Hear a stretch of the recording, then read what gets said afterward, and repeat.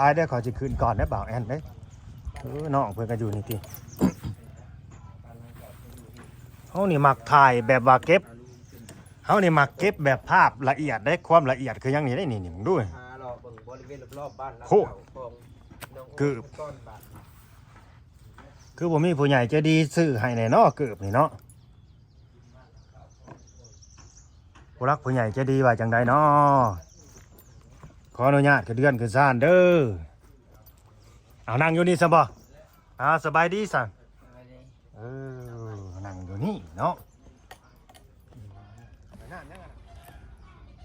สบายดีสวัสดีพ่อแม่พี่น้อง FC ที่หักแพงเบิร์ดสุขุสู่คนเบิร์ดสุหม่องสุบอนพี่น้องยินดีต้อนรับเข้าสู่ช่อง YouTube บ่าวลาวพาเพลินคือเก่าคือเดิมพี่น้อยเนาะเพิ่มเติมมื้อนี้ก็พี่แหละเข้ามาทางหาทางน้องโอยเพิ่นพี่น้องเอ้ยเนาะทางน้องโอยนี่แหละหลังจากที่มื้อก่อนเฮาก็เข้ามาแบบว่ามีข่าวดีพี่น้องเอ้ยเนาะมาแนะนำน้องเพิ่นแล้วก็มาเสนอให้น้องเพิ่นคือว่ามีทางหลวงตาเนาะทางฝั่งไทยนั่นแหละจังหวัดนครพนมอำเภอปาปากอำเภอปาปากตำบลปาปากเนาะเพิ่นอยากได้น้องโอยนี่ไปอยู่น้ำพี่น้องเลยเนาะไปเป็นคนขับรถหรือว่าไปอยู่ในวัดน้ำเพิ่นนั่นแหละสิว่าไปเป็นเด็กวัดกะแมนเนาะเพิ่นสิรับอุปการะเฮาก็เลยบอกให้น้องเพิ่นว่า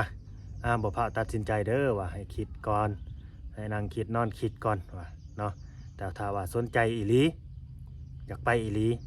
ทางเฮานี่ก็สิพาไปเบิ่งก่อนนะเนาะสิพาไปเบิ่งบ่อนอยู่บ่อนเซาก่อนแต่น้องเพิ่นก็ยังบ่ทันได้หาปากดอกพี่น้องเอ้ยเนาะแต่สำหรับน้องโอยมันก็มีหลายเรื่องหลายอย่างได้คือหนึ่งมานี่ก็บ่อนอยู่บ่อนเซาของน้องเพิ่นก็สำคัญได้พี่น้องเอ้ยเนาะเพราะน้องโอยนี่แปลว่าในกลุ่มพี่น้องไอ้น้องแต่นี่มีน้องผู้เดียวที่ว่าเป็นผู้ชายและเป็นหนุ่มโสดอีกตอนนี้เนาะคือมาอาศัยอยู่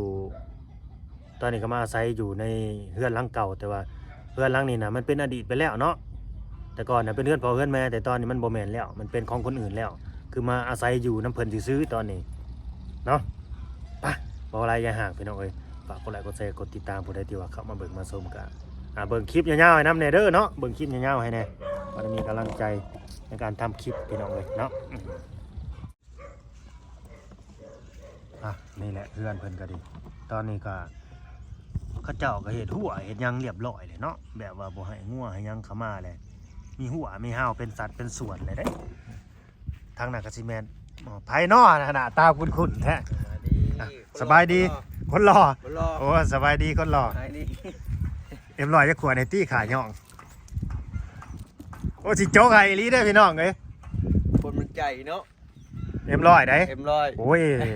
เห็นว่ากันดีผมบ่ได้ฮอดขาแก้วเบิ่งอันให้เด้อสิเลี้ยง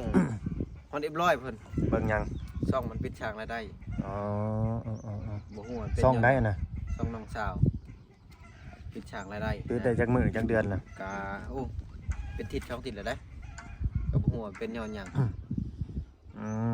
มันผิดกฎอีหยังจักอย่างนั่นแหละแม่นอันนั้นมันผิดมันก็ต้องผิดกฎของเขาแหละจังปิดสร้างได้ก็บ่ฮู้ว่าเฮาสิแก้ไขจังได๋นะแม่นหรือบางทียังเกี่ยวกับเนื้อหาแล้วก็ภาพยังประมาณนี้แหละภาพที่มันมีลิขสิทธิ์หรือว่าภาพที่เขาห่วงห้ามหั่นแหละน่าจะแม่นอยู่บ่ทันได้เฮ็ดหยังบ่ยังบ่เฮ็ดหยังเลยปาไว้ซื่อปาไว้บ่ทันได้แตะได้ต้องหยังบ่โอเคตามนั้นแหละซะเนาะเดี๋ยวจังเอาไว้เบิ่งกันหลังไม้อ่ะนะกกอีหยังนี่ขออีหลังเอาก้นเอาก่อนตอนนี้มาเบิ่งน้องโอยก่อนมากมันบ่อันนี้ด้วยว่ามีหยังวะเบี้ยนี่แหละพี่น้องเอ้ยเขาเฮ็ดแบบว่าเป็นสัตว์เป็นส่วนเรียบร้อยเลยเนาะแบบการงัวอะไรอันนี้นะโหเรือนหลังใหม่ของน้องสาวเพิ่นน้องแตน่ะอยู่พุ่นกอกน้ำเขาก็มีได้อยู่นี่นะพี่น้องเอ้ยแต่ว่ามันตันบ่หรือจังได๋แล้วก็ปูคือกันเนาะ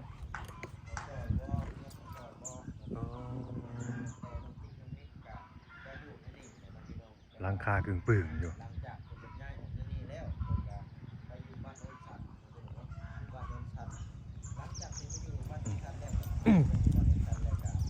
บ ร้านก็กึ่งปึ่งอยู่เนาะ บ่ น้ำมัน น้ำมันบ่ เด้อ นึกว่าน้ำเงี้ยว จะหาทางน้องโอยก่อนบาทนี่ โอ้ เบิ่งบนอยู่บนนอนก่อนมีหยังแน่พี่น้องเอ้ย คือสิบ่มีหยังดอกเนาะเพราะว่า นี่แหละบ่มีหยังมีแต่เบ็ด เพราะว่าแน่ใด มีแต่เป็ดเสื้อผ้า เพราะว่ามันบ่แม่นนั่น บ่แม่นเฮือนแล้ว บ่ เนาะ แม่นเฮือนน้องแล้วหั่นน่ะ ก็สิบ่มีหยัง นอนอยู่ในนี้นี่นะนี่ อืม นี่เสื้อผ้าใหม่ก็โอ้บ่บอสซื้อมาให้เมื่อวานนี่ ในที่นอนใหม่บ่ ที่นอนใหม่ เบ็ดก็มีเนาะนมสดมันประมาณนี้ บ่มีหยังพี่น้องเอ้ยนี่แหละ ก็นมสดอยู่ประมาณนี้เนาะ จักเพิ่นอยู่นี่จักปีเลยบ่น้องเอ้ย บ่พอปีนะ แต่ก่อนอยู่ให้ซะจังหวะพอปี ก่อนก็อยู่ที่นี่แหล้วบ่แม่นเฮือนแต่ก่อนก็เป็นเฮือนเจ้าของเนาะ แต่ก่อนเป็นเฮือนเจ้าของแล้วที่นี่แหละก็เลยขายเนาะขายแล้วไผเป็นคนซื้อเอาดินบัดนี้ น้องเขาไม่ได้ น้องแม่นาง น้องแม่นางบ่แม่นทางเอ้ยนางซื้อเนาะเป็นน้องแล้วซื้อ ไม่ น้องเราเป็นเจ้าของ น้องเราเป็นเจ้าของคิดว่าเอ้ยนางเป็นเจ้าของได้พี่น้องเอ้ย เราอยู่นี่บ่ตอนนี้เราอยู่ไหนครับบ่บ่แม่นลูกเราบ่กระโตเราเลยบ่ แม่น อ๋อ นี่คือแห้งอยู่นี่เอาเลย กินข้าวแล้วนี่ เป็นแล้ว มาแต่ไสนี่แต่เช้านี่ มาไปซื้อน้ำแล้วก็ซื้อปลา อ๋อจะซื้อปลาอยู่ไสน่ะ มัน หาดหมอเวียดนี่บ่ แม่น โอ้เพอเฮาให้พ่านได้เบิ่งได้ว่าเขาเฮ็ดกินหยังเท่านั้นเนาะเฮาตัดมาหาน้องเอ้ยเล็กมาหาน้องโอยก่อนนะตอนนี้นะ กินฮอนน้องโอยบ่ แม่นมีข่าวดีสิมาแจ้งอีกโอ้หลายอย่างมื้อนี้ เลยอ่ะเอาดียังเด้บาทนี่ หลายนั่งอยู่กันอยู่นี่เป็นชั่วโมงพุ่นเลยเฮานี่บ่ต้องไปทางใดมื้อนี้เพื่อสิจบเด้ ทางข่าวดีอยู่นี่บ่ ข่าวดีนี่แหละ อืม เป็นไดอันตัดสินใจได้แล้วบ่ข่าวแรกเด้นี่บ่าวแอน ข่าวก็ได้ โอ้ บาท ยบ่ข่อยว่าจะไปอยู่น้ำดวงตาน่ะอยู่ไทย โอ้ยังบ่ฮู้ได้นี่ฮักกันมานำกันนี่แหละนี่ บ่าวลาวสิดึงออกสิดึงหนีจากบ้านดงมังแง้วนี่แปล แต่ ว่า ว่าอยู่ไทยแล้ว แม่นไปอยู่ไทยได้ไปเขาเรียกว่าไปหาแบบว่าเปิดหูเปิดตา อืม ไปท่องโลกกว้าง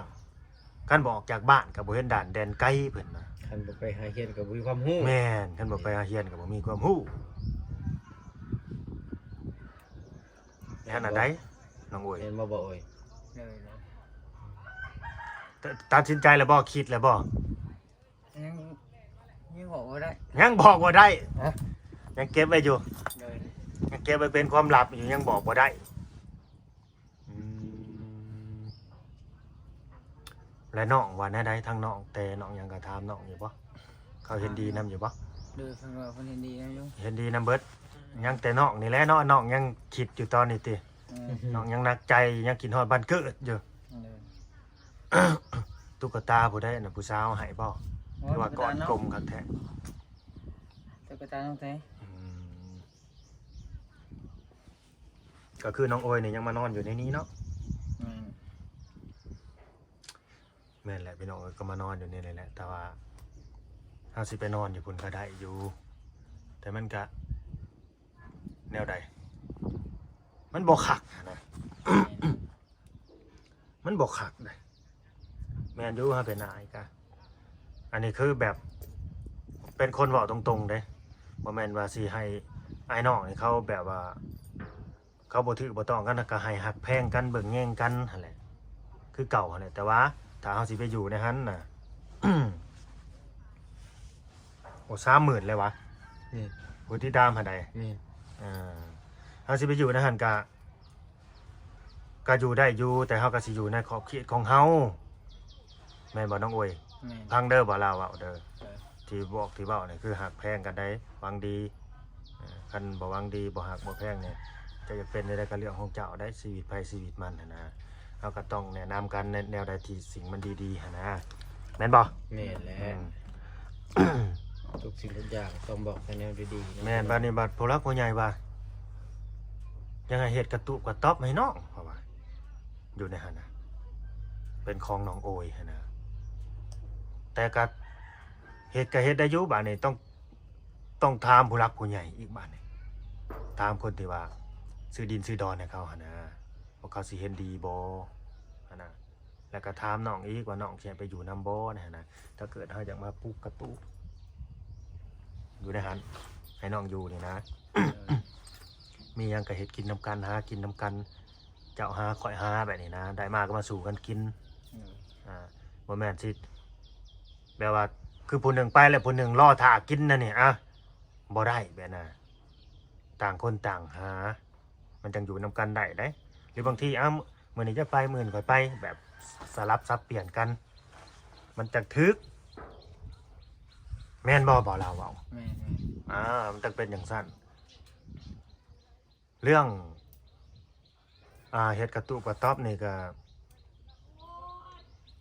ผู้รักผู้ใหญ่เพิ่นก็อยากซอยอยู่แต่ก็ต้องถามเพิ่นให้ถามว่าถามไอ้พี่จุลี่หั่นแหละ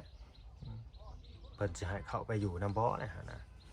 คือว่าที่ก็แคบๆเนาะบ่าวแอน แม่นว่าง่ายๆก็ต้องเคลียร์ให้มันลงตัวแล้วแต่ว่าทางบ่แอนเห็นทางไอ้จูลี่โทรมาหาน้องแต้มื้อน่ะ นั่นว่ารู้บ่าวแอน ว่าอนุญาตให้ไปอยู่ได้ว่าซั่นน่ะ อ๋อ เพิ่นให้อนุญาต ไปอยู่แบบใด ไปอยู่น้ำอ้ายน้ำน้องนี่แหละหรือว่าจะสร้างกระต๊อบหันก็สร้างได้นั่นแหละ เออนั่นบ่ แม่ ว้ายก็บ่มีปัญหาติซะ ขอแค่มีคนสิทำกระต๊อบให้เท่านั้น โอ้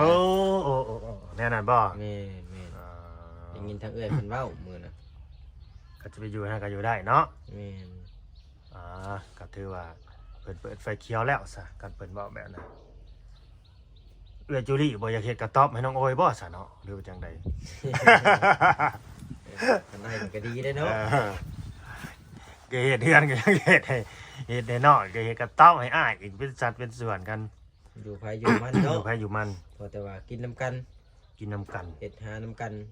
ยามนอนไผนอนมันเป็นเอา แม่ มันก็สะดวกกว่ากันหั้นนะ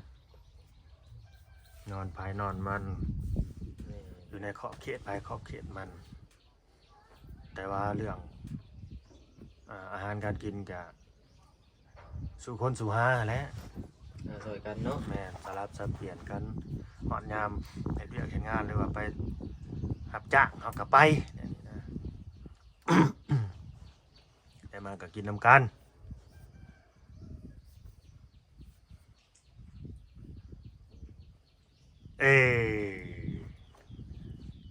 เรื่องที่อยู่นี่คือกันเด้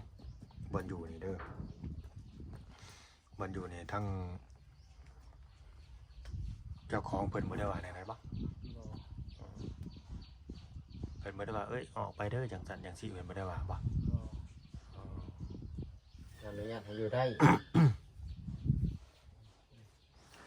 คือได้ยิน พี่น้ง คือบ่าวลาวได้ยินว่าหูอื้อคันว่าหูอื้อนี่เพิ่นว่าผีต้มหูได้ไผเนาะมาต้ม มิ่ง หู บ่ มิ่ง อืม เฮือนนี่คือบ่าวลาวได้ยินว่าเพิ่นอยากขายอยู่ได้แม่นบ่น้องโอยได้ยินอยู่บ่บ่ได้ยินบ่าวลาวได้ยินแล้วว่าเพิ่นอยากขายเจ้าของผู้ที่เพิ่นซื้อนะ อยากขายเฮือนนี่ขายก็สิขายเท่าไรบาทนี่ เพิ่นสิขายแต่เฮือนนี้ แม่น แต่ว่าดินยังบ่ได้ขายเนาะ แม่นคือสมมุติว่าเพิ่นขายแล้วเพิ่นก็สิน่าสิปลูกสร้างใหม่หั่นนะ พอง่ายๆก็ความหมายว่ามั่งตัวนี้ออกแล้วก็สร้างใหม่เนาะ แม่น อืม ขายมันก็โอ้ย มันก็บ่ได้หลายดอกข้อยคิดว่านะ ประมาณเท่าใดบ่าวแอนเจ้าว่ากันเจ้าสิซื้อนี่สมมุติสิซื้อได้นะ ชุดนี่ก็คือ3 ล้านไป 3 ล้าน ประมาณนี้นะข้อยว่าได้ 3 ล้านก็เท่าใดเนาะบาทประมาณจักพันเนาะ 3 ล้านก็ประมาณ 1,000ก็ 5,000 6,000 โอ้ประมาณนี้เนาะ ไม่เห็นประมาณนี้แหละ บ่เกิน 5,000เนาะ นี่ บ่เกิน 5,000 เพราะว่าเครื่องมันบ่ได้มีอีหยังนะ โอ้ยจักสิได้ใส่ตัวใดแน่อันนี้ ปลากระแตนี่มันเก่ามากออกก็ใช้งานบ่ได้แล้ว บ่ได้ อย่างได้ก็มีแต่ไม้ถือคางตัวเล็กๆน้อยๆนี่แหละนี่ตัวนี้แหละนี่ บ่ได้ดอกนั่นนี่นะจะแล้วสิเอาเป็นไปบังลมแบบไว้ดังฟืนดังไฟนี่นะ แม่นก็สิได้อยู่ใช่นะ ได้ แต่ อยู่ ว่า แล้ว เอาจะเอาไปนั่งไทยนี่ก็มันได้บ่หลายดอกนะอย่างได้ก็เสานี่แหละได้อยู่เสานี่นะ โดย ได้จะประมาณนี้แหละ คันเฮาสมมุติว่ามีผู้หลักผู้ใหญ่เพิ่นซื้อให้นี่เฮาสิเอาไปเฮ็ดกระตุกกระต๊อบเครื่องได้นี่ แม่นได้ ก็ได้เนาะ ได้ ก็ได้ ได้ เนาะ ได้แต่ว่าเราต้องตัดให้มันต่ำลง อื นะ ม ตัดตีนให้มันต่ำลง พวกเครื่องไม้ก็สิได้อยู่เนาะ แม่เครื่องไม้นี่ได้อยุ่เครื่องไม้ แต่สังกะ แต่ สี สัง นี่ กะ บ่ สี ได้ นี่ แล้ว บ่ได้ดอกเพราะว่าเขางัดออกมันก็เป็นหูแล้ว บ่ได้ เวลาที่เราไปเห็ดใหม่มันก็บ่ถือบนเดียวกันแล้วอันนี้นะ สังกะสีนี่มีแต่เอาไปเฮ็ดข้อไก่เบิดเท่านั้นแหละ แม่แหละ ไปมงเถียงนากับเถียงนาหัว เอาบ่ได้เฮ็ดหยังได้ได้นอกจากข้อไก่หาได้ แม่เห็ดพาได้อยู่ พาแอมนี่บ่ พาแอมพอแต่มันฮ้อนได้อยู่บ่ได้ได้เห็ดพาแอมนะ อันนี้ก็ฝากผู้หลักผู้ใหญ่เด้อเพราะว่าเราได้ยินมาจังซั่นเพิ่นขายเพิ่นก็สิขายบ่แพงดอกประมาณ 4-5,000 นี่แหละเรือนหลังนี้นะ ก็ได้ใช้ให้มันโล่งเนาะ แม่นคันว่าเพิ่นขายแล้วก็คันเอาซื้อเอาแล้วก็ไปเฮ็ดกระตูบกระต๊อบให้น้องโอ้ยไหมโอเคบ่น้องโอ้ยถ้าก็ย้ายออกไปจากนี้แล้วไปอยู่ในที่แบบมันสบายใจหั่นนะ ก็เฮามาอยู่บ่อนหมู่อยู่นำหมู่จังหมู่สิมาไล่หนี้มื้อใดเนาะบ่าวแม่น เฮาบ่ได้เด้เนาะ แม่และ เ ยามดีเด้ เฮาอาศัยแบบอาศัยหมู่หั่นน่ะหายใจหัวหมู่ดังหมู่นั่นเองสมมุตินอนกลนอยู่ชอดๆนี่ก็ เอาคือลุกไว้แม่ลุกไว้แม่นี่แม่ก็บ่ได้ว่าหยังติคือสมมุติว่าเจ้าของเพิ่นบ่ให้เฮาอยู่เฮาเซาแล้วก็สิบ่เครียดบ่ให้เขาติ บ่ บ่ให้คิดแนวนั้นได้ที่มาอยู่ของมื้อนี้ก็คือน้องเพิ่นบ่มีบ่อนอยู่หั่นแหละคันสิไปอยู่นำมันน้องแต้นั่นน่ะมันก็โอ้คือได้ยินนั่นผู้หลักผู้ใหญ่เพิ่นเว้าในคลิปอยู่ได้กรณีสิไปอยู่ในหาดนะเพิ่นเว้าชัดเจนเลยได้แต่ว่าเฮือนก็เฮ็ดให้ผู้ใดหั่นน่ะเฮาก็บ่อยากเว้าล้ำ แม่ มีแต่ไปฟังคลิปเอา ทางน้องโอยกับสิหูอยู่ที่ได้ยินอยู่บอกคลิปน่ะบ่หูหยังเลยห้องน้ำนี่คุณแลมือว่านนี่ป่ะ เลย ตัวบ่าวลาวบ่ว่าจะถอลงมือว่านน่ะ อ้าวถ่าเจ้าเนาะ ถ่าอีกโอ้ยบ่ต้องถ่าบ่ต้องเกรงใจอารมณ์โลดบ่ต้องถ่า มื้อนี้แล้วว่าเพิ่นจะลงนี่ อืม จะถอลงก่อนเลยสร้างเข้ามาแล้วบ่ ยัง เนี่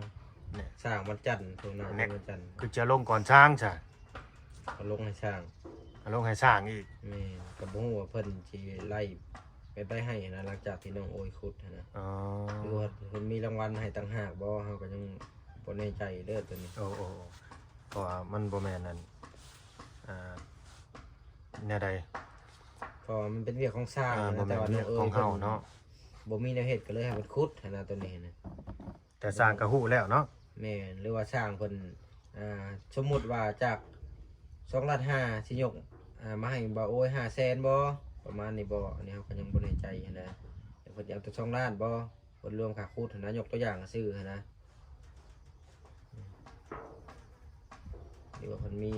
ของขวัญให้ต่างหากก็ดีใจนำบ่โอ้ย แม่นราคาสร้างได้สักเท่าใดฮู้บ่ ตัวนี้บ่เอ็นยังบ่ฮู้นะว่าเพิ่นเฮ็ดเท่าใดก็คือบ่เอ็นก็ยังท่าสร้างนะตอนนี้ อ๋อ ท่าสร้างสิมา บอกติ สร้างงานเรื่องเวทกวนน้องแต่นี่ ที่ถามนี่คือบาวลาวจะพูดไปว่าค่าสร้างห้องน้ำทั้งนี้กับทั้งบ่าวลาวไปเฮ็ดให้เขาทั้งพุ่นหั่นนะไปสิถือสิแพงกว่ากันหั่นนะ แม่น เพราะว่าทั้งนั้นน่ะเท่าใดบุประมาณ 6-7,000 นี่แหละ อันนี้คือแบบคนกันเองไหนพี่น้องคนกันเองไหนแบบคอเขาหั่นนะ โอ้ย ทั้งนี้ก็บ่ฮู้คือกันนั่นแหละเนาะเพิ่นสิว่าเอาเท่าใดก็ดีพี่น้องเอ้ยพิจารณาหน่อยเด้อสำหรับเคสน้องโอยนี่เนาะกับผู้รักผู้ใหญ่เพิ่นก็อีตูนสงสารน้องเพิ่นก็หลายอยู่เห็นในความที่ว่าน้องเพิ่นนี่เป็นคนละเริงยิ้มแย้มแจ่มใสแล้วก็เป็นคนขยันนี่นะแต่ถ้าสิมีผู้รักผู้ใหญ่เพิ่นมาสวดมาสวยเฮ็ดกระตุกกระต๊อบให้นี่ น้องโอยก็เว้าเลยที่ว่าเจ้าของนี่สิปรับสิเปลี่ยนเจ้าของสิปรับปรุงเจ้าของบ่ให้เป็นคือที่ผ่านมาเรื่องอดีตมันแล้วกันไปบอกก็เฮาก็บ่เอามาเว้ามาเก็บมาใส่ใจมีแต่เริ่มใหม่ลุกใหม่นั่งใหม่เฮ็ดใหม่ทำสิ่งใหม่ เลย สิยาได้บ่บ่บ่อันจบแล้วเลยจักมือแล้วบ่ได้อันไปยุ่งกับมันน่ะ แต่ข้าตั้งแต่มากครับ ๆ แต่มาแล้วก็บ่ได้กลับไปยุ่งเลย เลย เพราะง่ายๆก็สมมุติว่าบ่มีก็บ่กินอันมีก็กิน คือการกับเขานี่เหมือนอย่างเนาะ เอาก็มาแสวงหามันแล้ว กันว่าเฮาย่าได้ก็ย่าได้เลิกได้ก็เลิกหั่นแหละมันก็บ่ได้มีหยังดีขึ้นหรอกเฮากินมันก็ได้มีแต่สุกลงหั่นแหละ มันก็เป็นผลดีต่อเฮา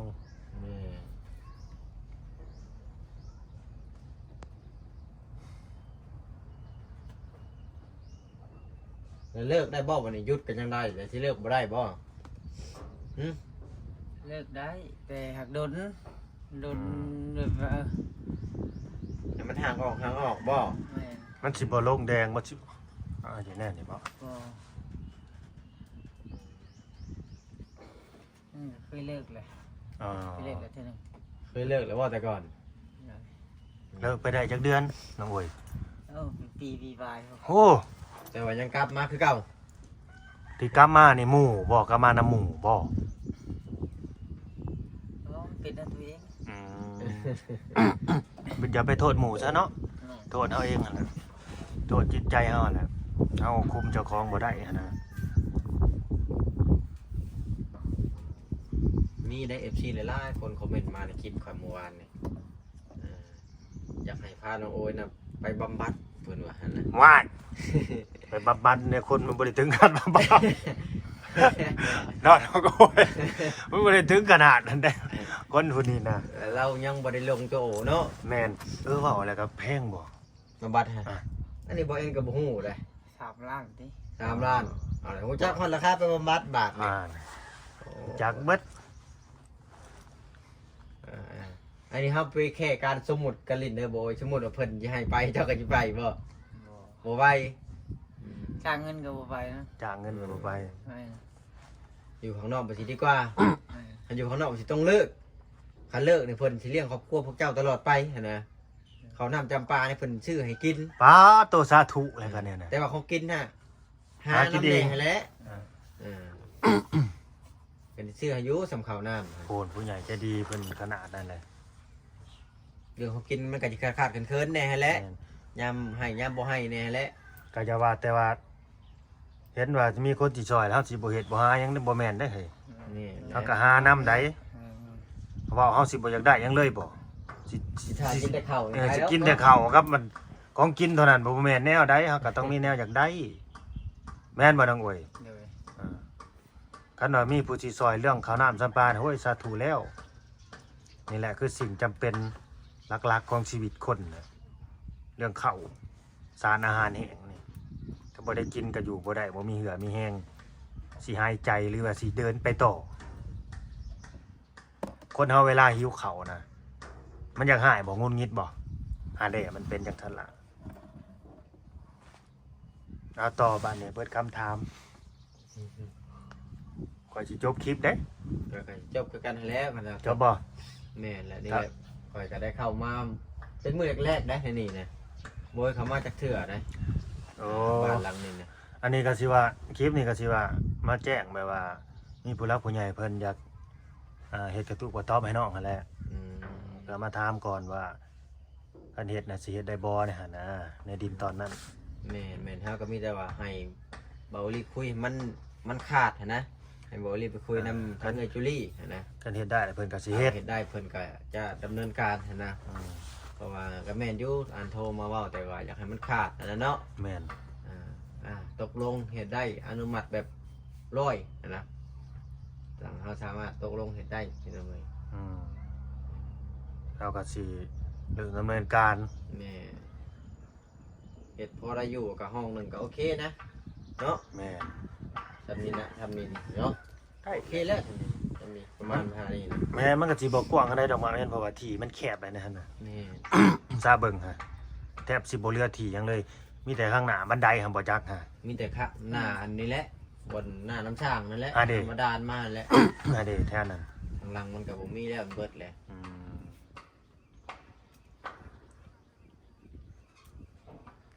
โอเคก็สิได้จบคลิปไว้สมิก่อนเด้อพี่น้องเด้อเนาะถ้าเบิ่ง EP ที่2บัดนี้นะ พี่นายพี่นายเนาะ เนาะเพราะว่ามันสิมีต่ออยู่เด้สิมีต่ออยู่ EP ที่2กันนี่เนาะ เนาะ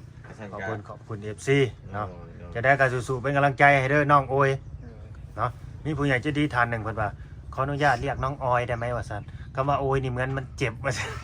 โอยเจ็บขออนุญาตเรียกน้องออยได้ไหมว่าซั่น